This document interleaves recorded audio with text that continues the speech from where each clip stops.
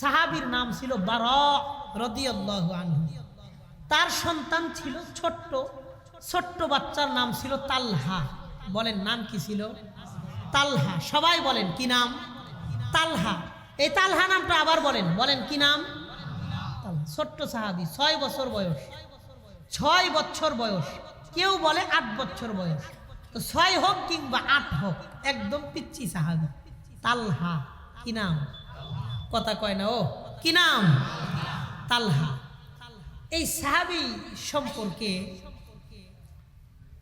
হযরত উহুদ রাদিয়াল্লাহু আনহু এক সাহাবী,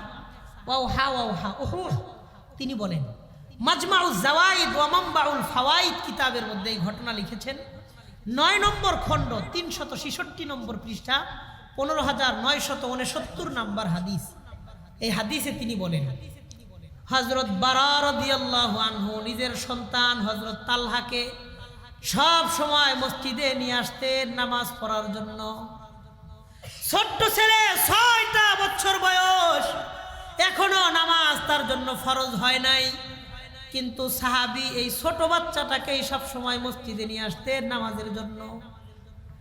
নামাজের পরে যখন নবীজি সাহাবায়ে কেরামদেরকে দ্বীনের নসিহত করতেন, কথা বলতেন, এই সাহাবী নিজের সন্তানটাকে পিছনের দিক থেকে টাইনা আইনা সামনে বসায়া দিয়া নবীজির বয়ানগুলো নবীজির সামনে বসায়া নবীজির বয়ানগুলো শোনাইতো। সুবহানাল্লাহ। কারণ সাহাবী চাইছেন আমি যেমন আমার নবীরে চিনি, আমার পোলাপান যেন আমার নবীরে চেনে। এই চিন্তা তাদের মাথায় ছিল। কথা কন ঠিক কিনা? আরে হযরত তালহা নবীজি সাল্লাল্লাহু আলাইহি ওয়াসাল্লামের সামনে বসে কথাগুলো প্রত্যেকদিন শুনতেন।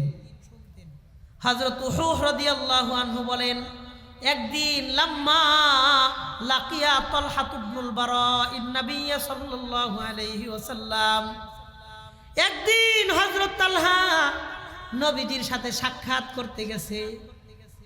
বাবা বারা মসজিদের বাহিরে দাঁড়ায় রয়েছে, ছোট ছেলে নবীজির সাথে মুসাফা করতে গেছে।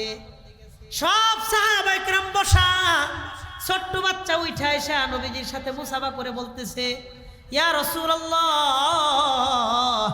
ইন্নী উহিব্বুকা হুব্বান জাম্মা। নবীজি আমি আপনাকে অসম্ভব পর্যায়ের ভালোবাসি। সুবহানাল্লাহ।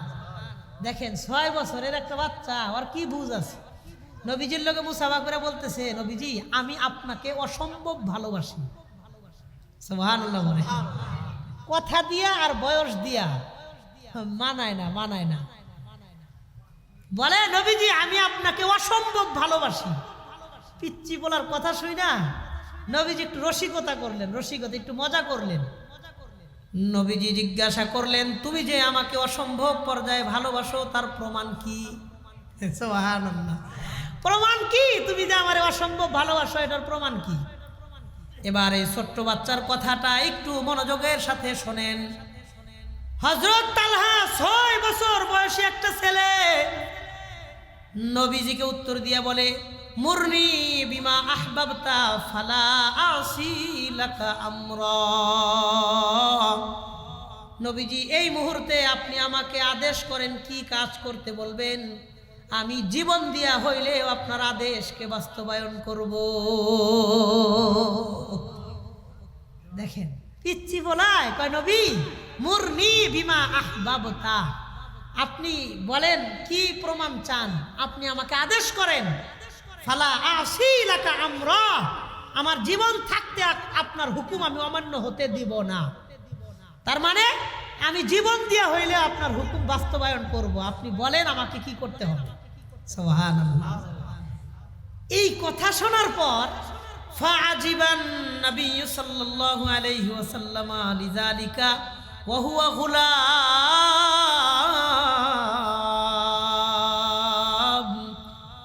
ছোট্ট বাচ্চার কথা শুনে নবীজি অবাক হয়ে গেলেন, আশ্চর্য হয়ে গেলেন। এটা কেমন ধরনের কথা? এই ছোট বাচ্চা এত মর্ম বহন করে এমন কথা কেমনে বলল? নবীজি বললেন, আমি তোমাকে যা বলবো তুমি কি সেটাই করবা? কয় হ্যাঁ, আপনি আমাকে যা বলবেন আমি সেটাই করব। নবীজি বললেন ফাযহাব ফাকতুল আবাক, তাহলে যাও ওই যে মসজিদের সামনে তোমার বাবা বারা দাঁড়ায় রয়েছে, তুমি তোমার বাবাকে হত্যা করে তোমার বাবার কাল্লাটা তুমি আমার কাছে নিয়ে আসো। নবীজি মজা করলেন, যাও ওই যে তোমার আব্বু দাঁড়ায় রয়েছে কহায়, হয় তুমি দৌড় দাও, যায় তোমার আব্বাকে হত্যা করে তোমার আব্বার কাল্লা আমার কাছে নিয়ে আসো। দেখে বাচ্চাটা কি করে। আরে হাদিস সহিহ হাদিসের মধ্যে এই বিবরণটা আসছে, ফাযাহাবা মুআল্লিয়া, এই সাহাবী ছোট্ট সাহাবী উঠে একটা দৌড় দিছে, নিজের বাবার দিকে দৌড়াইছে। নবীজি অবাক হয়ে গেছেন, হয়তো বা ছেলেটা এখানে থেমে যাবে, হয়তো দাঁড়ায় থাকবে। নবীজি আমি আমার বাবারে কেমনে হত্যা করব? 6 বছরের বাচ্চা চাইলেই তো বাবারে হত্যাও করতে পারবে না। কিন্তু ছেলেটা যখন নিজের বাবার দিকে দৌড় দিয়েছে, ফাকামান নবী সাল্লাল্লাহু আলাইহি ওয়াসাল্লাম, নবীজি সাথে সাথে মেম্বার থেকে দাঁড়াইছেন। দাঁড়ানোর পর বললেন আকবিল ইয়া তালহা, এ তালহা দাঁড়াও দাঁড়াও দাঁড়াও, এদিকে আসো। ফাইন্নী লাম উবআস বিকতিআতি রহিমিন, আমাকে আল্লাহ তাআলা দুনিয়াতে আত্মীয়তার সম্পর্ক ছিন্ন করার জন্য পাঠায় নাই। সন্তান আর বাবার মধ্যে সম্পর্ক ছিন্ন করার জন্য আল্লাহ পাঠায় নাই, আত্মীয়তার সম্পর্ক জোড়া লাগানোর জন্য আমারে পাঠাইছে। কোনো আত্মীয়র মধ্যে ঝগড়া লাগানোর জন্য আল্লাহ আমারে পাঠায় নাই। তুই দাঁড়া, এদিকে আসো, দাঁড়াও তুমি এদিকে আসো। তালহা দৌড়াইয়া আবার নবীজির কাছে আসছেন। নবীজি বললেন ইয়া তালহা ইন্নী আইযান উহিব্বুকা হুব্বান জাম্মা, তুমি আমাকে অসম্ভব ভালোবাসো, আমি প্রমাণ পাইছি, এই মুহূর্ত থেকে আমিও তোমাকে অসম্ভব ভালোবাসি। যেই কথা বললা তিনি নবীকে ইমপ্রেসড করেছে, নবীজি ওই কথাই বললেন আমিও তোমারে অসম্ভব ভালোবাসি। এরপরে কি হয়েছে দেখেন, ফালাম্মা মারিজা তালহা, হযরত তালহা ইবনুল বারা অসুস্থ হয়ে গেছে। ছোট্ট সাহাবী অসুস্থ, একদিন যায়, 2 দিন যায়, 3 দিন যায়, মসজিদে নববীর মধ্যে তালহাকে পাওয়া যায় না। নবীজি জিজ্ঞাসা করলেন মালি লা আরা তালহা, আমার কি হয়েছে, আমি তালহারে কেন দেখি না? সাহাবায়ে কেরাম উত্তর দিয়ে বললেন ইন্নাহু মারিদ, নবীজি তালহা অসুস্থ, কদ আসাবাহু হুম্মা, তালহার গায়ে মারাত্মক রকমের জ্বর, অনেক বেশি জ্বর, কয়েকদিন যাবত তালহা অসুস্থ। আহারে ফাতাহুন নবী সাল্লাল্লাহু আলাইহি ওয়াসাল্লাম, নবীজি এশার নামাজ পড়ে কয়েকজন সাহাবীকে সাথে নিয়ে তালহার বাড়িতে গেছেন তালহাকে দেখার জন্য। ছোট্ট সাহাবী অসুস্থ, নবীজির অন্তরে ছোটদের প্রতি কত ভালোবাসা। 4 কিলোমিটার দূরে, কেউ বলে 3 কিলো, কেউ বলে 4 কিলো, 4 কিলোমিটার দূরে নবীজি পথ পাড়ি দিয়া হাইটা কয়েকজন সাহাবীকে নিয়ে গেছেন এশারের নামাজের পরে তাকে দেখার জন্য। হাদিসের মধ্যে বলেন নবীজি যখন দেখতে যান ফি মাসাইন ফি শিতাইন ফি বারদিন, 1 নাম্বার রাতের বেলায় গেছে, 2 নাম্বার শীতের দিনে গেছে, 3 নাম্বার বৃষ্টি পড়তেছে, শীতের দিনে কঠিন বৃষ্টির মধ্যে নবীজি তালহাকে দেখতে গেছে। শীতের দিন রাতের বেলায় বৃষ্টি হইতেছে, এই কষ্টের সময় হযরত তালহাকে নবীজি দেখতে গেছেন। বাড়িতে যাওয়ার পর তালহার কাছে নবীজি দাঁড়াইলেন। দাঁড়ানোর পর নবীজি সাল্লাল্লাহু আলাইহি ওয়াসাল্লাম দোয়া করলেন, তালহার মাথায় হাত রাখলেন, রাইখা দোয়া করার পর নবীজি যখন বের হয়ে আসবেন, চলে আসবেন, ফাকালা লি আহলিহি লাম্মান সরাফা, নবীজি যখন চলে আসবেন তখন হযরত তালহার মা বাবাকে ডাক দিছে, ডাক দিয়া বলতেছেন ইন্নী লা আরা তালহাতা ইল্লা হাদাসা ফীহিল মাউত, আমার মনে হইতেছে তালহা এই অসুস্থতা থেকে আর সুস্থ হবে না, এই অসুস্থতার মধ্যেই হয়তো তালহা মারা যাবে। খেয়াল করেন, মা বাবাকে ডাক দিয়ে বলতেছে, আমার মনে হয় তালহা এই অসুস্থতা থেকে আর সুস্থ হবে না, তালহা মনে হয় এখনোই মারা যাবে, এই অসুস্থতাতেই তালহা মারা যাবে। শোনো, ফাজিনুনি হাত্তা আশহাদাহু ওয়া উসাল্লি আলাইহি, তোমরা আমাকে সংবাদ দিবা তালহা যখনই মারা যাক, দিনে মারা যাক কিংবা রাতে মারা যাক, আমাকে সংবাদ দিবা, আমি নিজের হাতে তালহাকে গোসল করাবো, কাফন করাবো, আমি নিজে তালহার জানাজা নামাজ পড়াবো। আমারে জানাইবা তোমরা, তালহা যখনই মারা যাক দিনে কিংবা রাতে আমারে জানাও, হাত্তা আশহাদাহু ওয়া উসাল্লি আলাইহি, আমি আয়েশা তারে কাফন দাফন করাবো, গোসল করাবো, আমি নিজে তালহার জানাজার নামাজ পড়াবো। এই কথা বলে নবীজি বাসা থেকে বের হয়ে গেছেন। আরে রাত পার হয়ে গেছে, পরের দিন গেছে। পরের দিন সন্ধ্যার সময় হযরত তালহার মনে পড়ছে, নবীজি যখন বাসা থেকে বের হয়ে যান আমার মা বাবাকে ডাক দিয়ে কি যেন বইলা গেছে। এই জন্য মারে ডাক দিয়ে বলে, মা, নবীজি যখন বাসা থেকে বের হইতেছিলেন তোমাদের কানে কানে কি যেন নবীজি বইলা গেছেন, আমার কাছে বলো নবীজি তোমাদের কাছে কি বলছে। আরে মা বেচারি বিপদে পড়ে গেছেন। এক নাম্বার, নবীজি বলছেন এই অসুস্থতার মধ্যে মারা যাবে, নবীজির কথা সত্য। দুই নাম্বার, সন্তানকে তার নিজের মৃত্যুর সংবাদ মা শোনাবে, এটা মার দ্বারা সম্ভব নয়। আবার কোনো মিথ্যা কথা সন্তানের সাথেও বলা সম্ভব নয়। মা চোখের পানি ছেড়ে দিয়েছে, ছেড়ে দিয়ে তালহাকে বলেন, নবীজি বলেছেন, একটা দুঃসংবাদ দিয়েছেন, একটা সুসংবাদ দিয়েছেন। কয় কি দুঃসংবাদ, কি সুসংবাদ?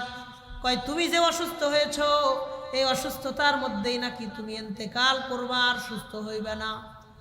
দুই নাম্বার সুসংবাদ হলো, নবীজি বলেছেন তুমি দিনে মারা যাও কিংবা রাতের বেলায় মারা যাও, আমরা যেন নবীজির সংবাদ দেই, নবীজি আসবেন, তোমাকে কাফন দাফন পরায়া গোসল করায়া তোমার জানাজা নবীজি পড়াইবেন।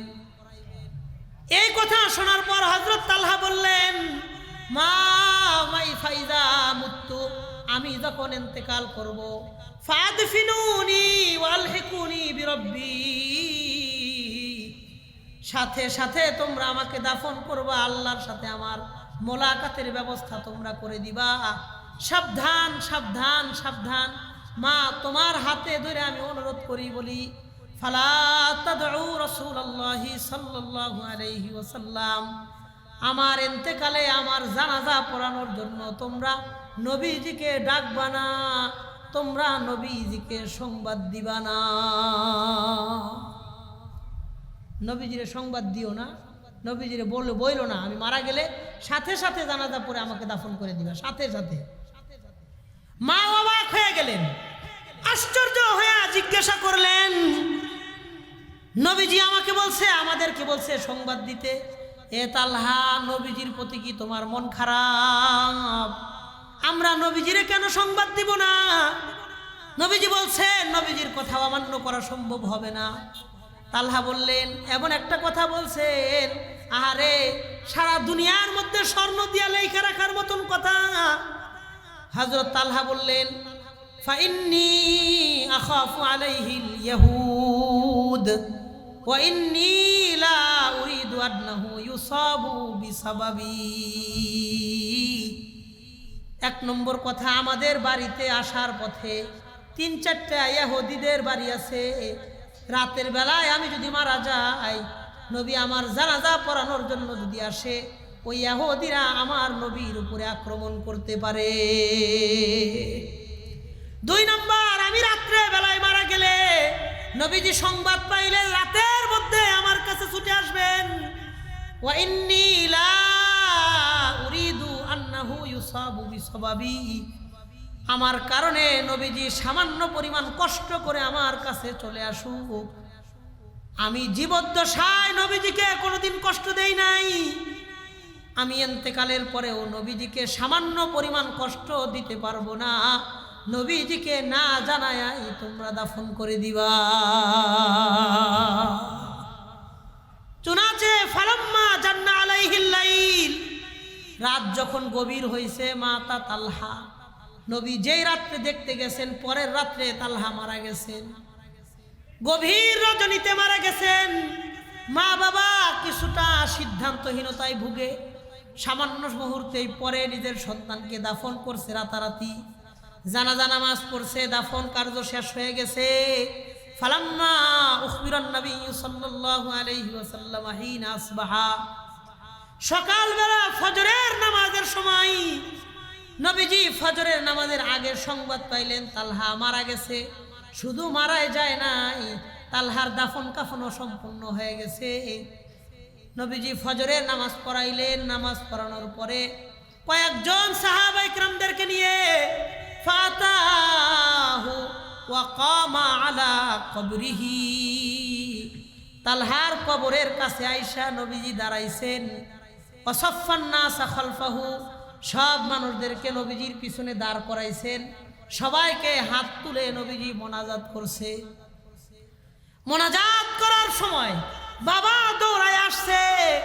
হযরত বারা তালহার বাবাকে জিগাইলেন, আমি তোমাদেরকে আপনাদেরকে বইলা গেলাম আমার তালহা মারা গেলে সংবাদ দিবেন, আমি জানাজা নামাজ পড়াবো, আমি তালহাকে গোসল করাবো, আপনারা আমাকে জানান না, জানানোর কারণ কি? আরে তালহার বাবা চোখ থেকে পানি ছাইরে দিয়ে বলতেছেন, আমরা প্রস্তুত ছিলাম আপনার হুকুম বাস্তবায়নের জন্য, কিন্তু আমার সন্তান, ছোট্ট সন্তানের একটা আবদার, জীবনের শেষ কথাটা আমরা ফালাইয়া দিতে পারি নাই। আমার সন্তান বলে গেছে আমার নবী রাতের বেলায় আমার জানাজা পড়ানোর জন্য কষ্ট করবে, আমি তালহা সেটা চাই না। আমি মারা গেলে তোমরাই জানাজা পড়া দাফন করাইবা, নবীজিরে কষ্ট দিবা না, আমার নবীরে তোমরা কষ্ট দিবা না, তোমরাই আমার জানাজা পড়ো, নবীরে ডাকবা না, রাতে মারা গেলে ডাক দিবা না। আরে নবীজি যখন কথাটা শুনছেন, বলেন নবীজির অন্তরে তালহার প্রতি ভালোবাসা কমছে না বাড়ছে? বলেন কমছে না বাড়ছে? নবীজি তালহার কবরের সামনে দাঁড়ায়া সাহাবীদেরকে নিয়ে হাত তুলে মোনাজাত করে আল্লাহর কাছে বললেন, আল্লাহুম্মাল কাতালহা তাযহাকু ইলাইহি ওয়া হুয়া ইয়াযহাকু ইলাইহি। আল্লাহ, আপনি এই মুহূর্তে আমার তালহার সাথে সাক্ষাৎ করেন, এমন অবস্থায় যে আপনি হাসতেছেন।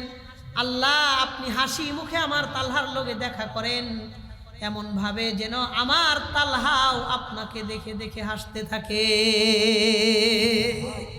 আল্লাহ, আপনি এখন আমার তালহার লগে দেখা করেন, এমন ভাবে আপনিও হাসতেছেন, আমার তালহাও যেন হাসি মুখে আপনার লগে দেখা করে। আপনি এখন আমার তালহার সাথে সাক্ষাৎ করেন। সুবহানাল্লাহ, এখন আমার তালহার লগে সাক্ষাৎ করেন। এই ঘটনাটা একটা কিতাব আছে, সিফাতুস সাফওয়া, সাহাবা ইকরামদের জীবন কেমন ছিল এই কিতাবের মধ্যে লেখার পরে তিনি একটা মন্তব্য করেছেন। আল্লামা জামাল উদ্দিন আবুল ফারাজ রাহিমাহুল্লাহ তিনি বলেন, সাহাবা ইকরাম মুমিন ছিলেন, আমরাও তো মুমিন। সাহাবা ইকরাম ইমানদার ছিলেন, আমরাও তো ইমানদার। সাহাবী আর আমাদের মধ্যে কি পার্থক্য? তিনি একটা চমৎকার মন্তব্য করে বলেন, হুমুল্লাযীনা বাউদ দুনিয়া বিআখিরাতিহিম ওয়া নাহনুল্লাযীনা বি'নাল আখিরাতা বিদ-দুনিয়া। সাহাবা ইকরাম তাদের দুনিয়ার সব কিছু বিসর্জন দিয়েছেন, সাহাবা ইকরাম দুনিয়ার সব কিছু বিক্রি করেছেন শুধুই আখিরাত পাওয়ার আশায়। আর আমরা তো আমাদের আখিরাতকে ধ্বংস করে দেই সামান্য দুনিয়া কামানোর আশা। এটাই পার্থক্য সাহাবী আর আমাদের মাঝে। সাহাবীরা আখিরাত বুঝতেন, দুনিয়া নয়। আমরা শুধুই দুনিয়া বুঝি, আখিরাত নয়। কথা বলেন? হ্যাঁ, যে সাহাবী নবী বলেছেন আমি জানাজার নামাজ পড়ামু, কিন্তু মা বাবারে ওসিয়ত করছে আমার নবীকে ডাইকো না, রাত্রে আসবে নবীর কষ্ট হবে, আমি চাই না আমার নবীর কষ্ট হবে। যে সাহাবী বলেছে আমার নবীর গায়ে কাঁটা বিঁধবে, এটার চাইতে আমার গলায় ছুরি চলবে, এটা আমার কাছে বেশি পছন্দের। নবীর গায়ে কাটা বেঁধার কষ্টের চাইতে আমার ছুরির কষ্টটা বেশি সহজ মনে হবে আমার কাছে। যেই সাহাবীরা নিজের জীবন দিয়ে নবীজিকে বিন্দুমাত্র কষ্ট দেয় নাই, আর আমি আপনি প্রতিদিন, প্রতিনিয়ত, প্রতি সপ্তাহ, প্রতি মাসে নিজের মুখের দাড়িগুলা কাইটা কাইটা চাইসা চাইসা আমার নবীর কলিজার মধ্যে কষ্ট দেয়। কথা বলেন? হ্যাঁ, নিজের হালাল টাকা ব্যয় করে নিজের দাড়ি কাটে, কষ্টের টাকা, রিক্সা চালায় ইনকাম করে, গ্যারেজে কাজ করে ইনকাম করে, ক্ষেত খামারে কষ্ট করে, নাইট ডিউটি করে, গার্মেন্টসের চাকরি করে। এই কষ্টের টাকাটা দিয়া সেলুনে দিয়া তার দাড়িগুলা সুন্দর করে ফালাইয়া দেয়, কাটে। আমার নবীর কলিজায় কষ্ট দেয় কেন? সুন্দর লাগবে, একটু জোয়ান জোয়ান লাগবে, স্মার্ট মনে হবে আমারে, এই জন্য সেভ করে, দামি দামি সেভ করে, স্মার্ট লাগবে। পৃথিবীর মধ্যে আমার নবীর চাইতে সুন্দর কোনো মানুষ দুনিয়াতে আসবে না। বলেন নবী সুন্দর ছিলেন দাড়ি কাইটা না দাড়ি রাইখা? বলেন দাড়ি কাইটা না দাড়ি রাইখা? বলেন কাইটা না রাইখা? রাইখা। আমার নবী যদি দাড়ি রাইখা সুন্দর হতে পারেন, একজন সাহাবীর কথা বলেন যে সাহাবী দাড়ি চাচ্ছে, যে সাহাবী দাড়ি কাটছে, বলেন একজনের কথা বলেন যে ওই সাহাবী তিনি দাড়ি চাচ্ছে। আমি আমার মুখের দাড়ি ফালাইয়া দিব, বলেন? নাই, একজন সাহাবীকে পাইবেন না। আমি আপনাদের শুধু নিজের মুমিন দাবি করি, দাবি করলেই সে মুমিন হয় না। এ ভাইকে নিয়ে আসেন, দ্রুত নিয়ে আসেন। শুধু দাবি করলেই তো মুমিন হয় না। এই জন্য আল্লাহ বলেছেন, আয় আল্লাহ রে, আমার বড় ভাই, মাশাআল্লাহ, খুব মহব্বতের ভাই, দেহ দুইটা মন একটা, খুবই ভালোবাসি আমি ভাইকে, ভাইও আমাকে খুব ভালোবাসে। চমৎকার কথা বলে। আমার শেষ কথাটা বলবো, শেষ 1 মিনিটে শেষ করি। আপনি আইছেন আমি জানি না, ইন্নালিল্লাহ, মাফ করে দিয়েন। অনেক সিনিয়র মানুষ বয়ানের জগতে, ওনাদের আমরা ছোটবেলায় ওনাদের বয়ান শুনতাম। আল্লাহ আমার ভাইকে দুনিয়া আখিরাতে বহু ইজ্জতের মালিক বানায় দেন, বহু সম্মানের মালিক বানায় দেন। বলেন আমিন। ইখলাসের সাথে, দরদের সাথে দ্বীনের কথাগুলো সব জায়গায় বলে বেড়ানোর আল্লাহ তৌফিক দান করেন। ইজ্জত, ইফফত, সিহত, আফিয়াতের জিন্দেগি দান করেন। বলেন আমিন। আমি একটা কথাই শুধু বলবো, নিজের হালাল টাকা ব্যয় করে নবীর কলিজায় আঘাত করার মতন দুঃসাহস আমরা দেখাবো না। বলেন ইনশাআল্লাহ? বলেন ইনশাআল্লাহ? আমার যেই ভাইরা দাড়ি কাটেন, আমি যারা দাড়ি চাচ্ছেন কাটেন, আমি আপনাদের সামনে আসেন, আমি পাও ধরে বলবো, আপনার 2 পায়ে আমি 2টা হাত দিয়ে শক্ত করে ধরে অনুরোধ করে বলবো, জীবনে কোনোদিন স্বজ্ঞানে আর নিজের মুখের দাড়িতে হাত দিয়েন না। একটা সুন্নাত আছে যেটা সরাসরি কবর পর্যন্ত যাবে, শুধুই দাড়ি, শুধুই দাড়ি। এই সুন্নাতটাই কবর পর্যন্ত যাবে। ফেরেশতা দেখে বুঝবে যে এই লোকটা মুসলমান, তার একটা আলামত আছে। এই আলামতটা নিজ হাতে ধ্বংস করব না। এই জন্যই আল্লাহ বলেছেন, ওয়ামিনান নাস মাই ইয়াকুলু আমান্না বিল্লাহি ওয়া বিল ইয়াউমিল আখির। মানুষের মধ্যে বহু মানুষ আছে যারা বলে আমি আল্লাহকে বিশ্বাস করি, আখিরাতকে বিশ্বাস করি, ওমা হুম বিমুমিনিন, তারা মুমিন না, তারা মুমিন না। মানুষ দুনিয়ার সবাই মুমিন বললেও আল্লাহ বলেন সে মুমিন না। আমরা এমন একটা ঈমান নিয়ে আল্লাহর কাছে যাব যে ঈমান আল্লাহর কাছে গ্রহণযোগ্য হয়। বলেন ইনশাআল্লাহ? সাহাবীওয়ালা ঈমান, সাহাবীওয়ালা আমল নিয়ে যাব। আর যারা দাড়ি আছে, দাড়ি নাই, সবাই এই ব্যাপারে আমার সাথে জোরালো নিয়ত করেন, জীবনে কোনোদিন নিজের দাড়িতে খুর ব্যবহার করব না। বলেন ইনশাআল্লাহ? বলেন ইনশাআল্লাহ? 2 হাত তুলে নিয়ত করেন ইনশাআল্লাহ। 2টা হাত তুলে নিয়ত করেন ইনশাআল্লাহ। যার যতটুকু হাত আছে ততটুকু তোলেন। বলেন আল্লাহ, হালাল টাকা ব্যয় করে প্রিয় নবীর কলিজায় কোনোদিন কষ্ট দিব না, মন থাকবো না ইনশাআল্লাহ। আল্লাহ কবুল করেন। বলেন আমিন। আমি চাইলে অনেক দাড়িওয়ালা ভাইদেরকে দাঁড় করায় বলতে পারতাম, কিন্তু নসিহত এক জিনিস, সংশোধন একটা জিনিস, অপমান আর একটা জিনিস। এই ব্যাপারে ইবনে রজব হাম্বলির একটা কিতাব আছে, মাল ফারকু বাইনান নাসিহাতি ওয়াত তাঈন। কাউকে নসিহত করলেন নাকি অপমান করলেন, এটার পার্থক্য বুঝতে হবে। নসিহতের নামে কাউকে অপমান করা যাবে না। কথা বলেন? নসিহত এক জিনিস, অপমান আর এক জিনিস। নসিহতের নামে কাউকে অপমান করা যাবে না।